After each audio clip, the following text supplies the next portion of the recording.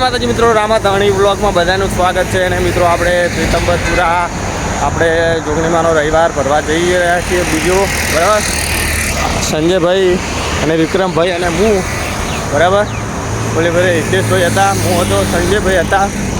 જો જાય આગળ અમદાવાદ 34 કિલોમીટર મિત્રો ખાઈને હાલ જ હેડ્યા છો બરાબર મિત્રો। હવે આપણે તમને ખાલી ફેરે જોગણીમાંના લાઈવ દર્શન કરાવશું।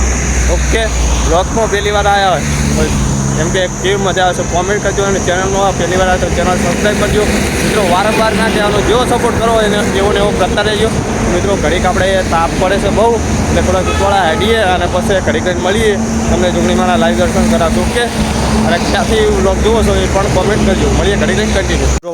ઓલે ફેરે આપણે વાયકણે ઊભા સંજયભાઈના અને હિતેશભાઈના અને આપણા ફોટા પાડ્યા હતા, તમને કીધું તું શું કહો વિક્રમભાઈ, કેવી મજા આવે તાપની? ભૂક્કા બોલે છે ને, ભૂક્કા બોલાવા, અને એવું લાગે કે જંગલ છે કે રણ છે કોઈ ખબર પડતી નહીં વિક્રમભાઈ?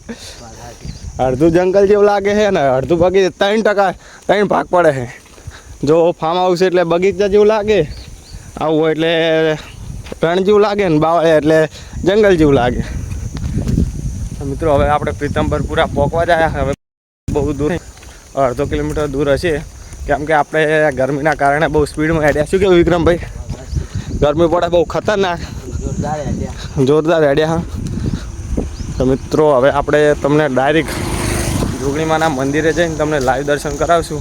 હવે ડાયરેક્ટ આપણે જોગણીમાંના મંદિરે જઈને મળીએ। ઓકે મિત્રો, ફાઇનલી આપણે જોગણીમાંના મંદિરે પહોંચી જઈશું। કેવું વિક્રમભાઈ? પહોંચી ગયા તો સંજયભાઈ અગરબત્તી કરે છે, તમને ખબર જ છે કે આ મહાકાળીમાનું પાછળ મંદિર છે, એની પાસે ખોડિયારમાંનું, સતીમાનું અને 3-4 મંદિર છે પાછળ, હજળ જ છે।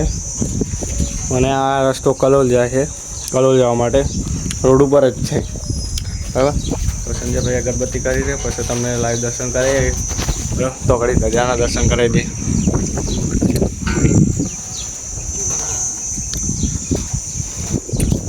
જોરદાર છે, અને હાલી ફેર અમે લગભગ 10 થી 12 મિનિટમાં હોય જોગણીમાંના મંદિરે આવતા રહ્યા, કેમ કે ગરમી પડતી હતી બહુ, અને ઓલી ફેર અમારે કોમેડી કિંગ હિતેશભાઈ જોડે હતા એટલે મસ્તીમાં મોડું થઈ ગયું હતું।